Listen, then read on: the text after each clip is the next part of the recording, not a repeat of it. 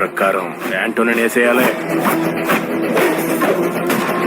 నా చూపుడు అనుమతి లేనిదే ఆ ఎవడైనా కన్నెత్తి చూడడు. నువ్వు చూస్తావా? అమాయకుల ప్రాణాలు తీస్తావా?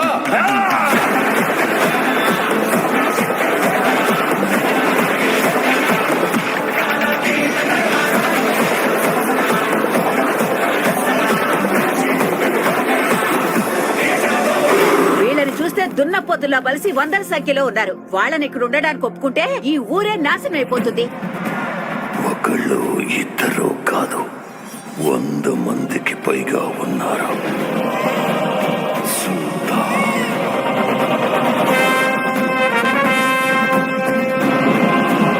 అంతులేని భయాన్ని ఇచ్చింది, అంతకు మించిన మరణ శాసనాన్ని రాసింది.